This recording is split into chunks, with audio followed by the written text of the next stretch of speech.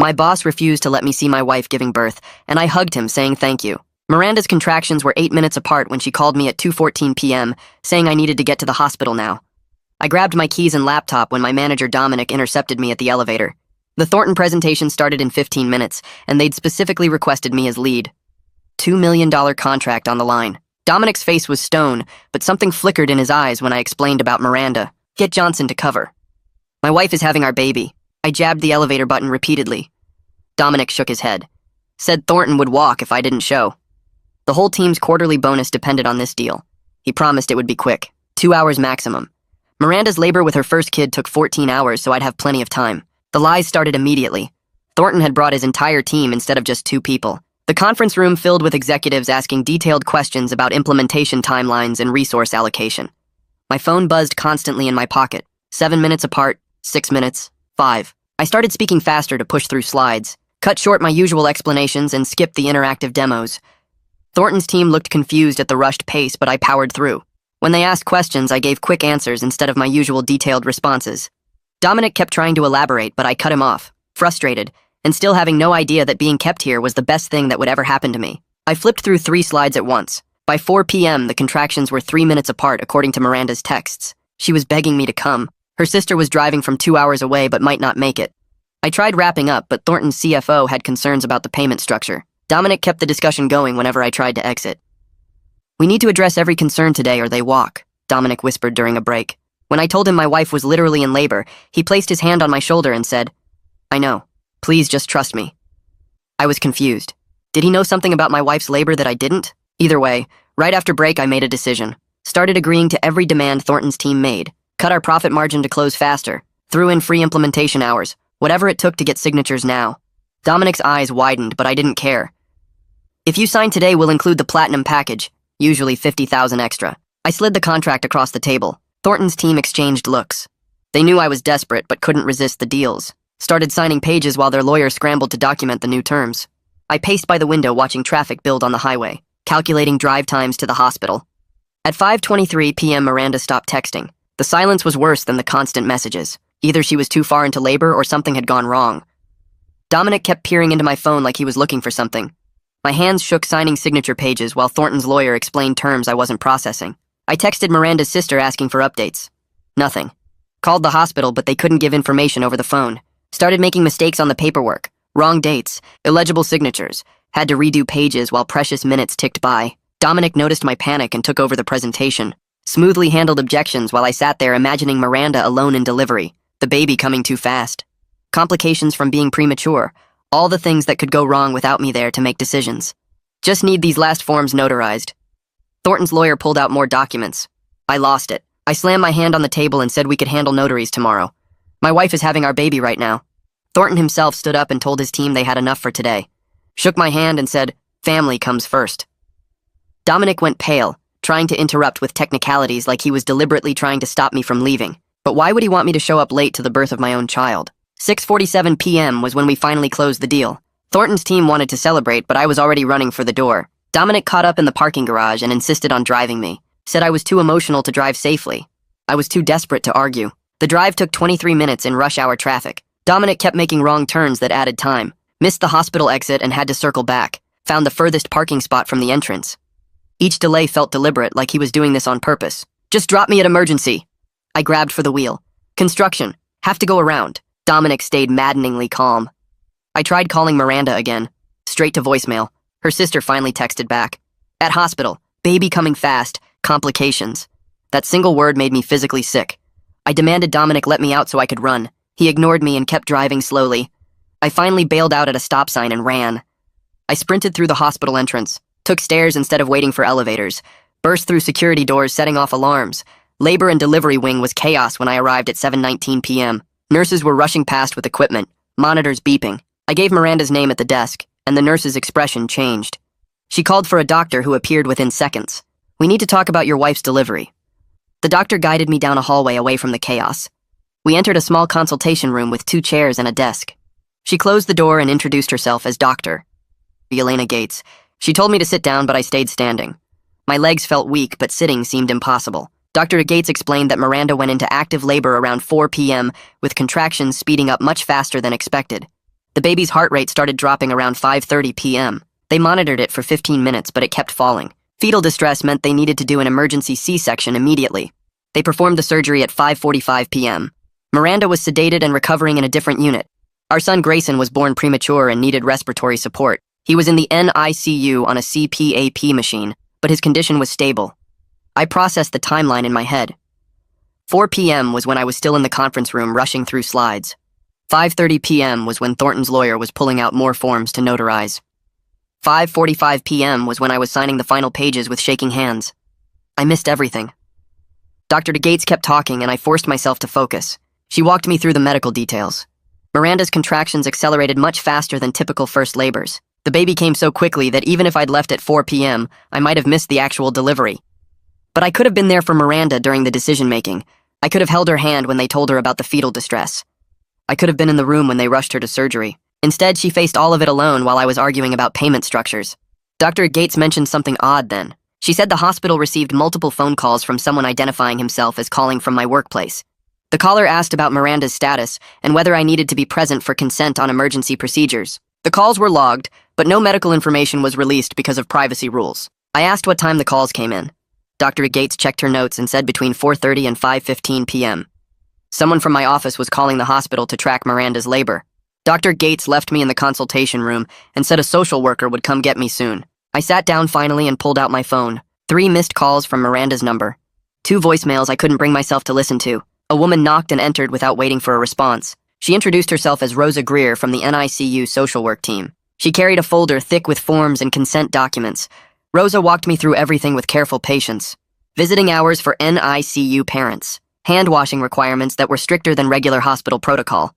What to expect from Grayson's probable 2-week stay. How to read the monitors. What the different alarms meant. When I could hold him. I signed forms with hands that wouldn't stop shaking. My signature looked nothing like my usual writing. Rosa explained premature infant care protocols and feeding schedules. She talked about developmental milestones and follow-up appointments. None of it felt real. Rosa asked if I was ready to see Grayson. I nodded because what else could I do?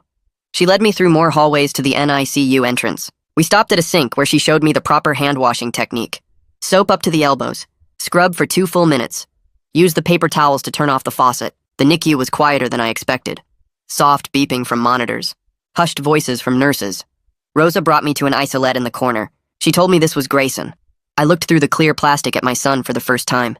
He was so small, smaller than I imagined a baby could be. A CPAP mask covered most of his face. Monitoring leads attached to his chest with thin wires. An IV line ran into his impossibly tiny hand. His skin looked almost transparent. I could see the veins underneath. His chest moved up and down with rapid breaths. The guilt hit me so hard I had to grip the edge of the isolette to stay standing. This was my son, and I wasn't there when he was born. I wasn't there when Miranda needed me. I was in a conference room giving away profit margins to close a deal faster. Rosa touched my arm gently and said I could stay as long as I wanted. She left me alone with Grayson. I stood there watching him breathe, counting each tiny rise and fall of his chest. The monitors beeped steadily. I pulled out my phone and texted Miranda's sister asking how Miranda was doing during the labor. The response came back within a minute. We'll talk later. The coldness in those 3 words told me everything. Miranda had shared how long it took me to get here. How I chose a meeting over being present for our baby's birth. Her sister's anger came through clearly even in a short text. I tried to see Miranda next. Asked a nurse at the NICU station where the recovery unit was located. She checked her computer and said Miranda was still heavily sedated from the emergency procedure. She suggested I come back in a few hours and focus on bonding with Grayson instead. I went back to the NICU family waiting area. Rosa had mentioned the hospital call logs. I asked at the front desk if I could see the records of calls that came in asking about Miranda. The receptionist checked with her supervisor and printed out a call log sheet. 3 calls from my office main number. First one at 4:32 p.m., asking if Miranda Carson was admitted and if the father needed to be present for emergency decisions. Second call at 4:47 p.m., asking for an update on her status. Third call at 5:14 p.m., asking the same questions again. I stared at the 4:47 p.m. timestamp. That was during the conference room break. Dominic had pulled me aside in the hallway. He placed his hand on my shoulder and told me we needed to address every concern today, or Thornton would walk. He was on his phone during that conversation. I remembered him looking at the screen and then back at me. Now I understood what he was checking. He was tracking Miranda's labor progress to calculate exactly how long he could keep me in that meeting. I texted Dominic a simple message. Why did you call the hospital during Miranda's labor? His response came back immediately. Just checking if you had time to finish the presentation. Wanted to make sure the medical team had contact information if they needed you urgently. The casual tone of his response made my skin crawl. He was treating my wife's medical emergency like a project timeline to be managed. I deleted the text messages, stared at my phone screen until it went dark. Then I walked to the hospital administrative office on the second floor. The woman at the desk had reading glasses on a chain and a coffee mug that said, "World's Best Mom." I explained I needed to start FMLA paperwork for my son's NICU stay and my wife's recovery. She typed into her computer for a minute, asked for my employee ID number and company name, typed some more. Her face changed slightly and she picked up her phone. Called someone named Rosa, who arrived 5 minutes later with a folder. Rosa had kind eyes and wore scrubs with tiny teddy bears printed on them. She asked if we could talk in a private consultation room. We sat at a small table and she opened the folder. Asked if I had filed preliminary FMLA forms when I knew my wife's due date was approaching. I said no. I thought I could just start the paperwork when the baby came. Rosa nodded slowly and explained that without preliminary forms, there was no protected leave in place. My job security depended completely on my employer being willing to grant me time off. She used the phrase goodwill of your employer. I felt the floor drop out from under me, asked what that meant practically. Rosa said it meant they could require me to return to work immediately or face termination. They could deny leave requests. They could count any absence as unexcused. She said many employers are understanding about family emergencies, but legally they don't have to be. The words felt like standing on the edge of a cliff with nothing to grab onto. My phone buzzed in my pocket while Rosa was talking. I ignored it. She was explaining options for retroactive FMLA filing, but said it required employer cooperation. Buzzing continued. 3 times. 4. Rosa paused and suggested I check if it was important. I pulled out my phone and saw the team group chat exploding with messages. 17 new notifications. I opened it and immediately felt sick. Everyone celebrating the Thornton deal closing. Mark posted a gif of people throwing money in the air. Sarah wrote that she was already planning how to spend her quarterly bonus. 3 people were discussing taking vacation days they'd been putting off. Johnson said this was exactly the win the team needed after last quarter's rough numbers. The excitement in their messages made my stomach turn over. They had no idea what that meeting had cost me. No idea I'd been trapped there while Miranda went through emergency surgery alone. I scrolled through message after message of celebration and felt physically ill. Had to mute the conversation before I typed something I couldn't take back. Set my phone face down on the table. Rosa was watching me with concern. Asked if I was okay. I said I was fine and asked her to continue explaining the FMLA situation. She went through the steps I'd need to take. Medical certification forms, employer notification procedures, appeal options if they denied coverage. My phone buzzed again. Different notification sound. Voicemail. I picked it up and saw it was from a number I didn't recognize.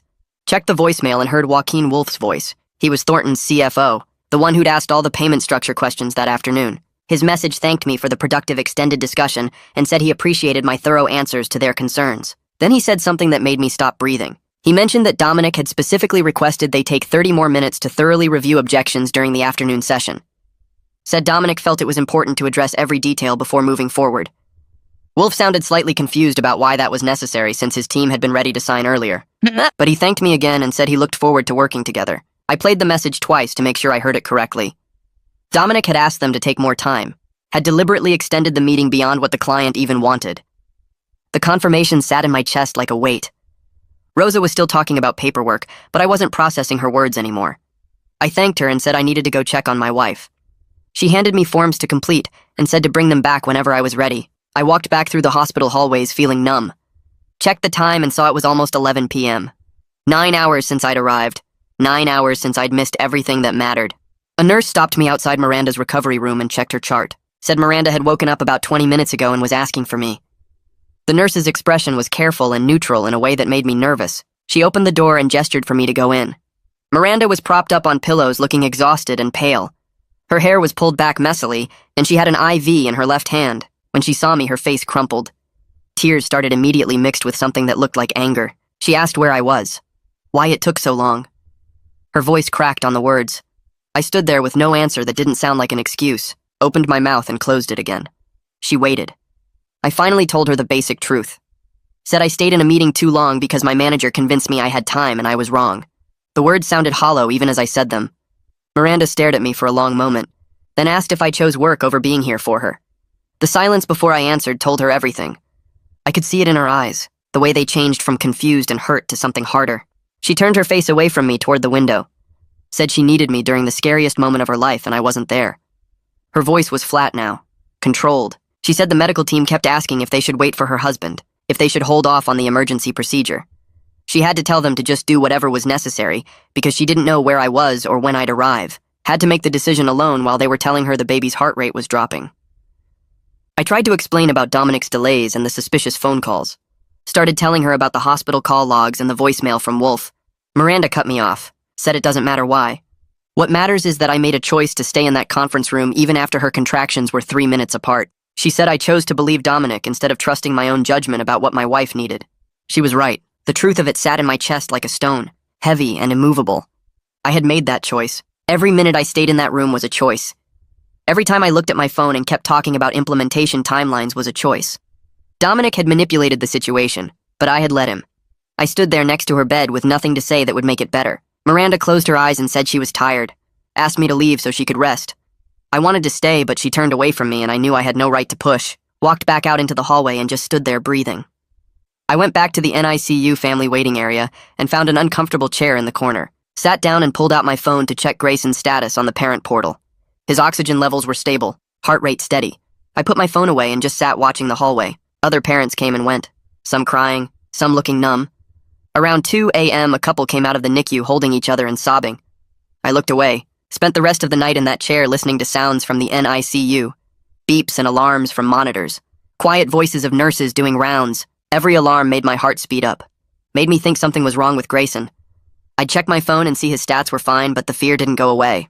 Just sat there in the dark, realizing this helpless, scared feeling was what Miranda felt alone while I was PowerPointing through contract terms. She went through all of this by herself, made impossible decisions by herself, faced her worst fears by herself.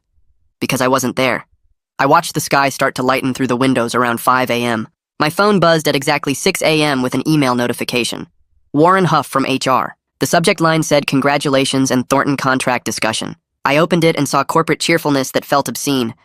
Warren congratulated me on the baby and said he hoped everyone was doing well. Then asked to schedule a brief debrief on the Thornton contract process and timeline. Said it was standard procedure after major deals to review what went well and identify improvement opportunities. Wanted to set up a call for later in the week. The message felt wrong on every level.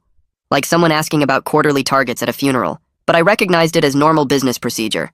The kind of thing that happens regardless of personal circumstances. I didn't respond. Just set my phone down and watched nurses change shifts outside the NICU doors. I pulled out my phone and opened Warren's email again. Read it twice to make sure I understood what he was really asking. Then I started typing a response right there in the waiting area chair. Kept the language direct but professional. Told Warren I needed to take immediate family leave starting today. Explained that my son was in the NICU and my wife was recovering from emergency surgery. Then I added a paragraph about concerns regarding my manager's interference with my ability to reach the hospital during a medical emergency. Said I had documentation of the timeline and circumstances that prevented me from being present during the delivery. Copied my personal email address on the message in case I needed the paper trail later. Hit send at 6:23 a.m. and immediately started gathering evidence before I lost my nerve. I went through my text messages with Miranda and took screenshots of every single one with the timestamps visible. Started at 2:14 p.m. when she first called and went all the way through to when she stopped texting at 5:23 p.m. The progression was brutal to look at. 8 minutes apart, 6 minutes, 3 minutes. Her messages getting more scared and desperate while I stayed in that conference room. I found the parking garage ticket in my wallet and took a photo showing I left at 6:47 p.m. Found Dominic's text messages and screenshotted those too. His casual check-ins during the meeting asking how things were going. His offer to drive me that I now realized was about control. I opened my email and found the message thread with Rosa from yesterday, where she mentioned the hospital call logs. Sent her a message asking if I could access those records for my own documentation. She responded within minutes saying she'd print them out for me.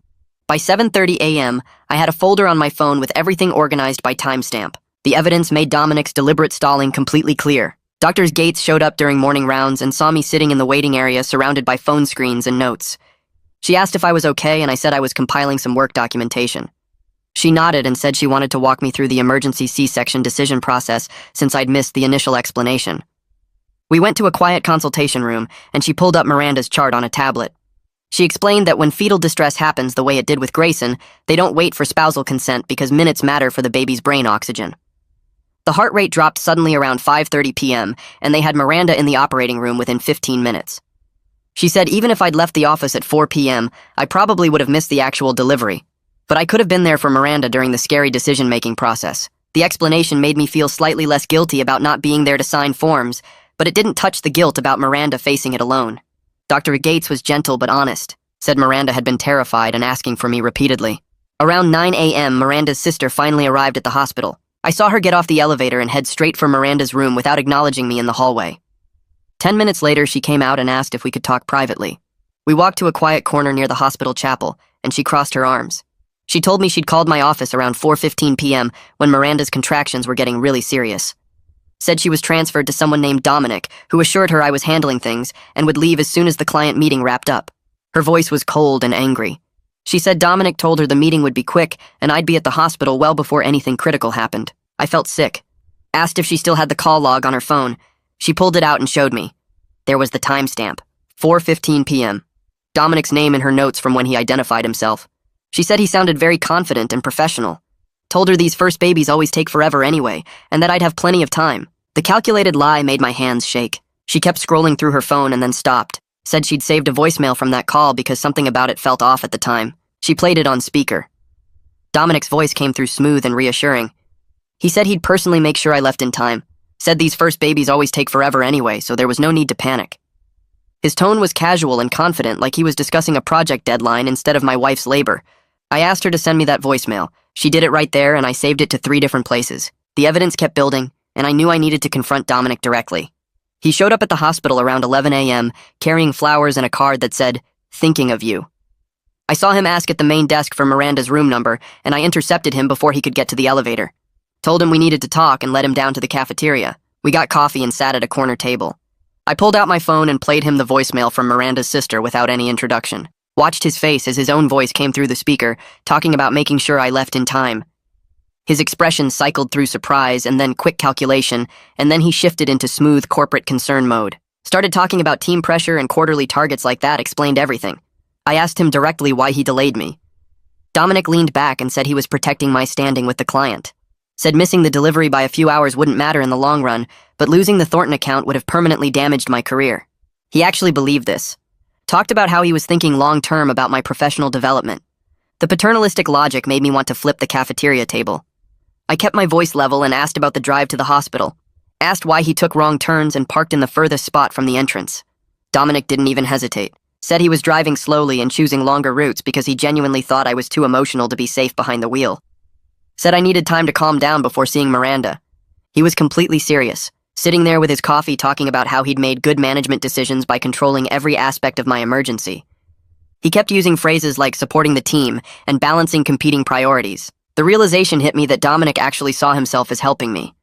He wasn't being malicious. He truly believed he'd made the right calls by keeping me in that meeting and controlling my drive to the hospital. He thought he was protecting my career and my emotional state. The paternalistic certainty in his voice was somehow worse than if he'd been deliberately cruel. I stood up from the table without saying another word. I walked straight to the NICU without looking back. My hands were still shaking from the conversation, but I needed to get everything down while it was fresh. I found an empty family consultation room and pulled out my phone. Started typing every word Dominic had said in the cafeteria. The exact phrases about protecting my career. His justification for the slow drive about me being too emotional. The way he kept saying he was supporting the team. I documented timestamps from my memory and added notes about his body language and tone. The paternalistic certainty in his voice when he talked about making good management decisions. I saved the document to 3 different places, including my personal email. Then I went through my phone and screenshotted every text message from that day. Miranda's contractions getting closer together, her messages begging me to come. The silence at 5:23 p.m. that still made my stomach drop. I organized everything into a folder with clear labels and timestamps. Added the voicemail from Miranda's sister with Dominic's voice promising to get me there in time. The hospital call logs Rosa had helped me access. The parking garage ticket showing when I finally left the office at 6:47 p.m. I was building a case and I knew it. My phone rang and Warren's name appeared on the screen. I answered, and he asked if I could come to the office for a formal conversation about my email. I told him I wasn't leaving the hospital while my son was in the NICU, and my wife was recovering from emergency surgery. Suggested he could come here if it was urgent. Warren paused for maybe 3 seconds and then said he'd be there within 2 hours. Asked if there was a private place we could talk. I gave him directions to the family consultation area near the NICU and hung up. Checked the time and realized it was barely noon. The whole confrontation with Dominic had taken less than an hour, but it felt like days. Warren showed up exactly 1 hour and 47 minutes later, carrying a laptop bag and a yellow legal pad. He was wearing a suit without the jacket and looked professionally neutral. We shook hands and sat down at the small table in the consultation room. Warren opened his laptop and pulled out the legal pad with a pen. He explained that my email had raised serious concerns that required immediate investigation. His voice was calm and measured. He said the company took workplace interference allegations very seriously, but that I should understand HR's ability to take action would depend on what the investigation revealed. He wasn't making promises, and I appreciated the honesty. Asked if I was ready to walk him through what happened. I pulled out my phone and started from the beginning. Showed him Miranda's text with timestamps starting at 2:14 p.m. Walked him through Dominic intercepting me at the elevator and insisting I stay for the meeting. Explained how the presentation kept getting extended with Dominic steering every conversation back to details that prolonged the discussion. Warren took notes without visible reaction. His pen moved steadily across the legal pad, filling page after page.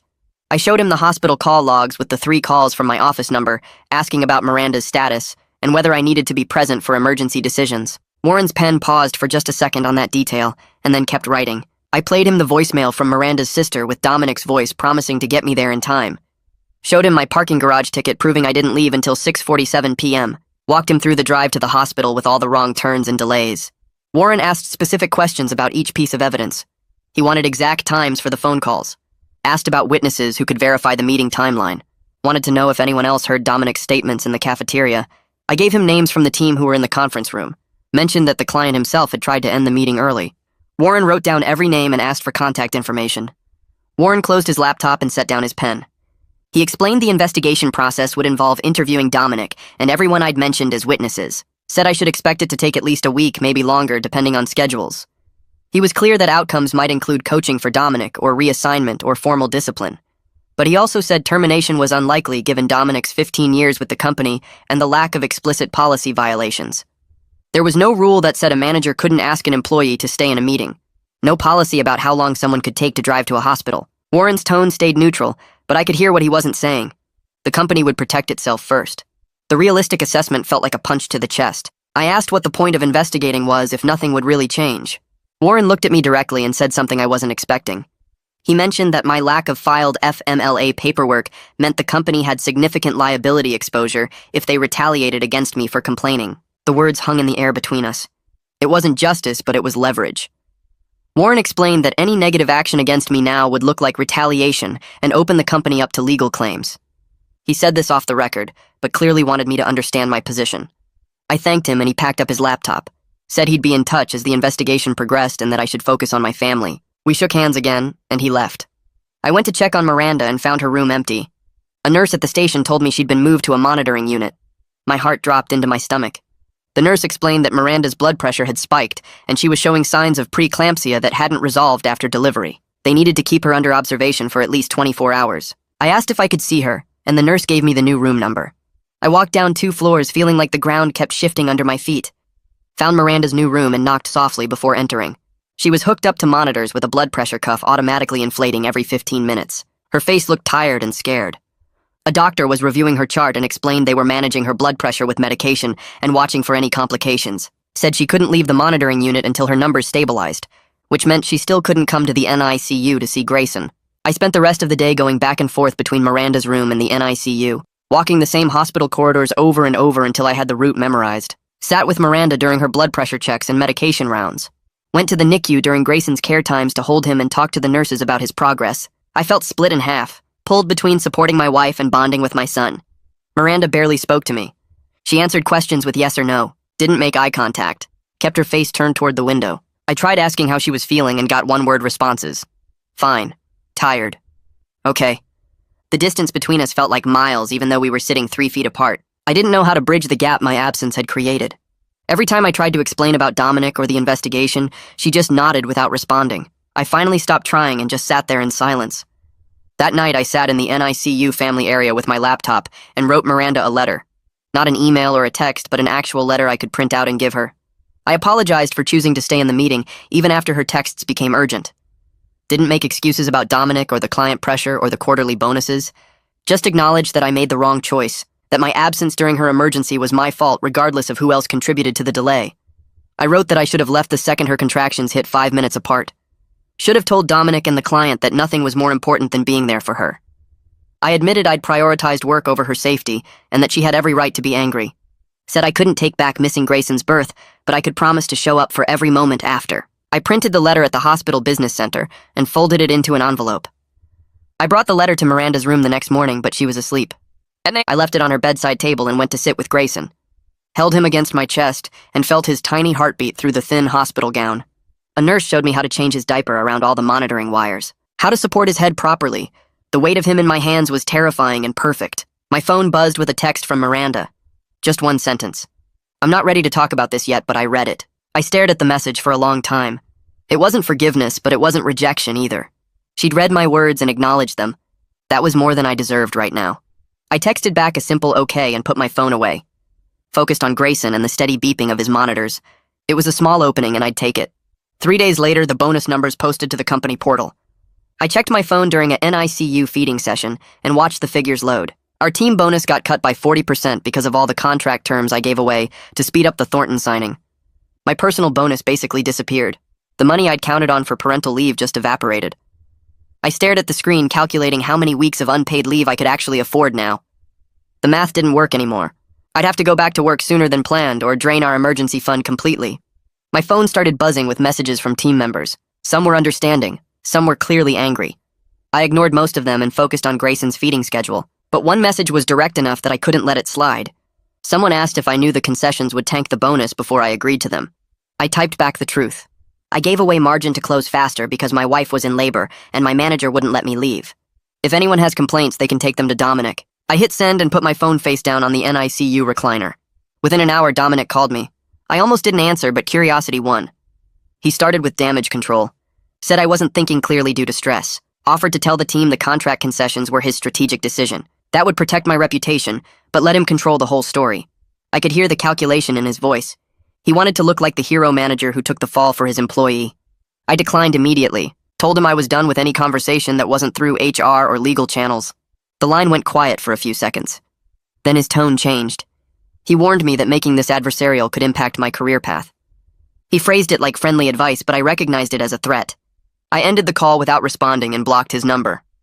My hands were shaking when I set the phone down. An email from Warren appeared that afternoon. He requested permission to interview the Thornton team about the meeting timeline and Dominic's behavior. I agreed right away and sent him Joaquin's contact information. I attached the voicemail where Joaquin mentioned Dominic requesting extended discussion time. Warren replied with a simple thanks and said he'd be in touch. The next morning, Rosa found me in the NICU during rounds.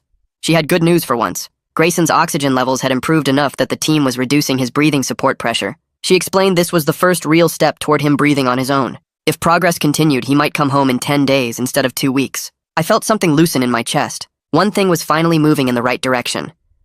That afternoon, a nurse helped me prepare for skin-to-skin contact. I sat shirtless in the NICU recliner while she carefully moved Grayson from his isolette to my chest. He was so small and warm against my skin. All the monitoring wires draped around us. His tiny heartbeat tapped against my ribs. For the first time since the delivery, I felt like I was actually his father, instead of just a visitor watching through plastic walls. I sat there for an hour, barely moving, just breathing with him and feeling his weight. During a 2 a.m. feeding shift a few days later, another parent started talking to me. Her name was Kara. She was feeding her daughter in the isolette next to Grayson's. She asked how I was holding up, and I gave her the standard tired parent response. Fine. Managing. She nodded like she understood more than I was saying. Then she told me she missed her daughter's delivery too. Car accident on the way to the hospital. The guilt almost destroyed her marriage until her therapist helped her sort out what she could control from what she couldn't. Her words hit differently than the reassurances from family or medical staff. She wasn't trying to make me feel better, just sharing what helped her survive the same guilt. She explained that missing the delivery wasn't the same as choosing to miss it. That Dominic's interference was different from my choice to stay in the meeting. Both were real, but they weren't the same thing. I needed to own my choice without taking on Dominic's manipulation too. The perspective didn't erase my guilt, but it gave me better language for thinking about it. Warren called the next morning with an update. He was removing Dominic as my direct supervisor right away. The change was effective immediately while the investigation continued. I would report to Warren temporarily. Any requests for my time or presence had to go through HR approval now. It wasn't a final resolution, but it was real protection. I thanked him and asked what happened next. He said the investigation would take another week or two. That afternoon, Dominic left me a voicemail. I saw his name on the screen and almost deleted it without listening, but I needed to know what he'd say. His voice was angry. Accused me of using a personal situation as a weapon. Said I was damaging his reputation over standard business decisions. Claimed I was being unfair and emotional. His complete failure to understand what he did wrong just confirmed I'd made the right choice by reporting him. He still saw himself as the victim, still thought his decisions were reasonable. I saved the voicemail and forwarded it to Warren. Then I went back to the NICU and held my son. That night I sat in the hospital family lounge with my laptop and started typing a resignation letter. The words came fast and angry. I wrote about Dominic's lies and the deliberate delays and how the company valued a contract over my family. I detailed every phone call to the hospital and every wrong turn in the parking garage. The letter was 3 pages of rage by the time I finished. My finger hovered over the send button for a full minute. Then I saved it to my drafts folder instead. I needed FMLA protection first. I needed a plan for health insurance. I needed to be smart about this, not just angry. Miranda got moved to a regular recovery room the next morning, and I went to see her during visiting hours. She was sitting up in bed looking tired and pale. I pulled a chair close and told her I wanted to talk if she was ready. She nodded but didn't look at me. I said I wasn't asking for forgiveness yet because I hadn't earned it. I told her I wanted to do whatever work was necessary to rebuild her trust. The words felt small and useless, but I meant them. Miranda was quiet for a long time. Then she said she didn't know if she could forgive me, but she was willing to try therapy once we got home. Her voice was flat, like she was reading from a script. I thanked her and she finally looked at me. Her eyes were red from crying. We sat in silence for a few minutes and then I asked if she wanted to talk about what happened during the delivery. She shook her head and said not yet. I respected that and changed the subject to Grayson's progress instead. Before I left, we agreed to start couples counseling as soon as she was medically cleared. Miranda said she needed help processing the trauma of the emergency delivery and my absence. I agreed we needed professional support to get through this without destroying our marriage. She pulled up a therapist's website on her phone and showed me someone who worked with postpartum couples. I said I'd call them tomorrow to set up an intake appointment. The reduced bonus posted to my bank account 3 days later. I stared at the number on my phone screen and felt sick. It was 40% less than I'd budgeted for. My entire parental leave plan depended on that money. I went to Miranda's room and showed her the account balance. She looked at the numbers and then pulled out her own phone. We spent an hour working through our budget together. Cut our grocery spending, canceled subscription services, reduced the daycare budget. Miranda suggested I take 8 weeks of leave instead of 12 to make the finances work. I hated the idea of going back early, but the math didn't lie. We revised the spreadsheet 3 times before finding a version that worked. Warren sent me an email the next morning, asking if I'd be willing to participate in developing a new family emergency protocol for the company. He explained my situation had shown gaps in the existing policies around manager choices during employee personal problems. Leadership wanted to prevent similar situations in the future. I agreed to help, and Warren scheduled a video call for the following week. He said they were looking at mandatory no-meeting blocks when an employee's partner was in active labor. Also, automatic FMLA start at 37 weeks of pregnancy. Clear limits on manager authority during family medical emergencies. I told Warren I'd put together some thoughts and send them over before the meeting. I had a remote meeting scheduled with the Thornton account team to set expectations for my availability over the next 2 months.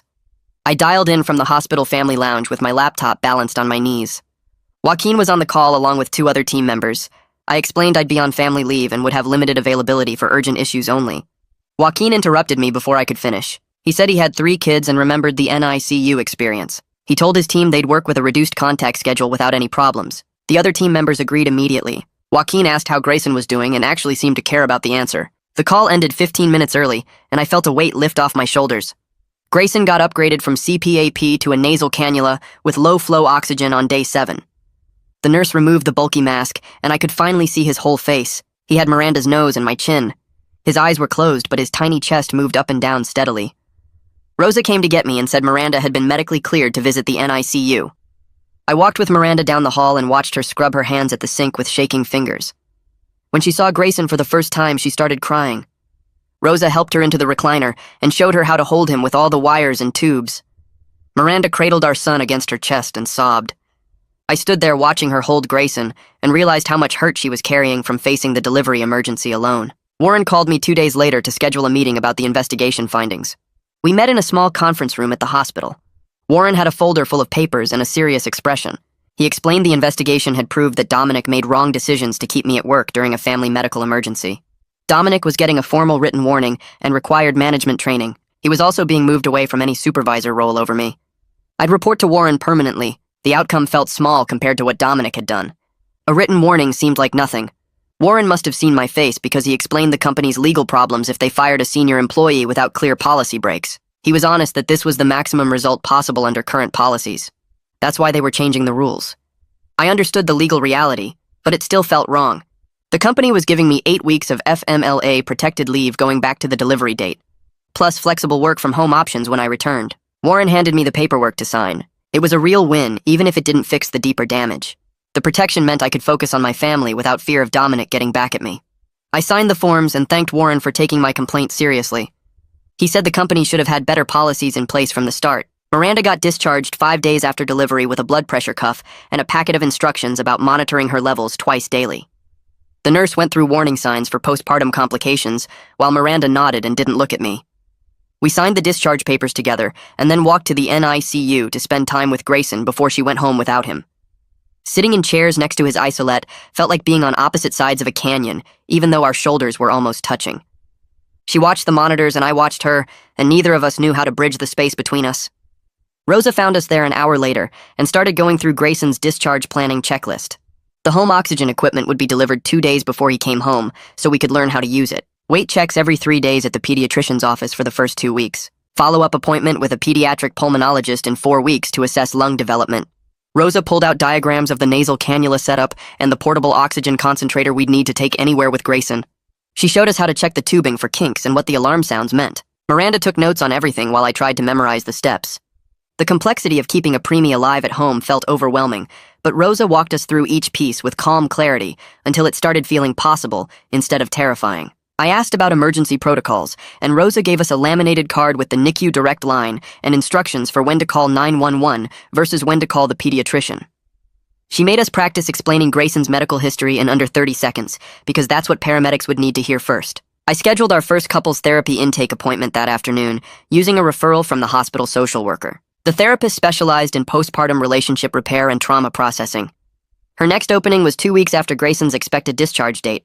I booked it, and then called Miranda to confirm she'd come. She said yes in a flat voice that told me she was doing it because it was necessary, not because she'd forgiven me. We agreed to weekly sessions, and I put every Thursday at 6 p.m. in my calendar for the next 3 months. That night in the hospital family area, I opened my laptop and started writing everything down. The complete timeline from Miranda's first call at 2:14 p.m. through arriving at the hospital at 7:19 p.m. Every choice I made and every choice Dominic made.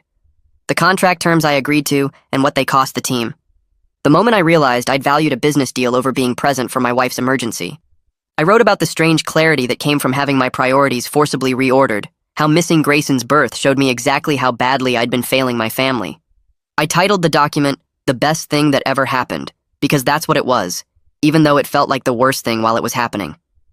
The awareness that came from that day was the only thing that could save us. Without it, I would have kept making the same choices and slowly destroyed my marriage through 1,000 small absences. I saved the document and sent a copy to my personal email in case I ever needed to remember what rock bottom felt like. I drafted a proposal for the new family emergency protocol over the next 2 days between NICU visits. Mandatory no meeting blocks when an employee's partner was in active labor. Automatic FMLA initiation at 37 weeks of pregnancy instead of waiting for the employee to file. Clear limits on manager authority during family medical crises with escalation procedures that went around the direct supervisor if needed. I included specific language about what constituted an emergency and what didn't, and consequences for managers who interfered with employees leaving for legitimate family situations. Warren reviewed my draft during a video call and said he'd incorporate most of my suggestions into the policy revision. Some details needed legal review, but the core framework matched what leadership wanted to implement. He thanked me for turning my experience into something that could protect other employees and said the policy would be named after me internally, even if they couldn't do that officially. A package arrived at the hospital on day 12 with a congratulations gift basket from the Thornton account team. Fancy chocolates and a teddy bear, and a card signed by everyone who'd been in that conference room. Joaquin Wolf had included a separate note on his personal stationery, saying he appreciated my honesty about needing family time, and that it actually increased his respect for me as a business partner. He confirmed they were comfortable with my reduced availability through the end of the quarter, and looked forward to working together when I was ready to fully engage again. The note made me feel slightly less like I'd destroyed my career along with everything else. Grayson came home on day 14 with a small oxygen tank and a nest of monitoring equipment that took over half our bedroom. The first night was complete chaos. Alarms going off every time he moved wrong and disconnected a lead. Feeding struggles where he'd take an ounce and then fall asleep exhausted from the effort. Miranda and I taking turns sleeping in 2-hour shifts while the other one watched the monitors. I stayed present through all of it without checking my work email even once. Didn't look at my phone except to set timers for feedings. Didn't think about the Thornton account or quarterly reviews or anything except keeping Grayson breathing and fed and warm. Miranda noticed around 3 a.m. during a particularly difficult feeding when Grayson kept falling asleep mid-bottle. She looked at me holding him and trying to keep him awake, and she smiled. It was small and tired, but it was genuine, the first real smile I'd seen from her since the delivery. That smile felt like more of an achievement than any contract I'd ever closed. I started interviewing for a lateral move 2 weeks after bringing Grayson home. Different division within the company, same level, but reporting to a manager with a reputation for work-life balance and family-supportive policies. I wasn't running away from consequences, but I also wasn't staying in a reporting structure that had been permanently damaged by Dominic's interference. The new manager's name was Janet, and she had 3 kids and a policy of no emails after 6 p.m. During our first conversation, I was honest about everything that had happened and why I wanted to transfer. She said she respected me for reporting the problem instead of just leaving, and that her team would benefit from someone who'd learned these lessons the hard way. We scheduled a second interview for the following week. 3 weeks after bringing Grayson home, Miranda and I had a quiet moment during a 3 a.m. feeding. I was holding Grayson, and she was preparing the next bottle when she stopped and looked at me. She said she was starting to forgive me. Not all the way yet, but getting there. She said watching me show up completely for the hard parts of parenting was slowly rebuilding her trust, and that she believed I'd learned what actually matters. I told her I missed Grayson's birth, but I didn't miss the beginning of being his father, and that I'd spend the rest of my life proving my family comes first. She came and sat next to me on the couch and put her head on my shoulder while Grayson finished his bottle. We sat there together in the dark nursery, exhausted and healing, listening to the oxygen concentrator hum and watching our son breathe. I felt like we might actually make it through this stronger than we were before. The road ahead was still long, and there would be more hard conversations and more therapy sessions and more moments where the hurt resurfaced. But we were moving in the right direction. That was enough for now. Well, that's the shocking finale no one asked for. If you're still watching, you might be in too deep to turn back. But hey, misery loves company, right? Go ahead and subscribe, we're all bad decision makers here.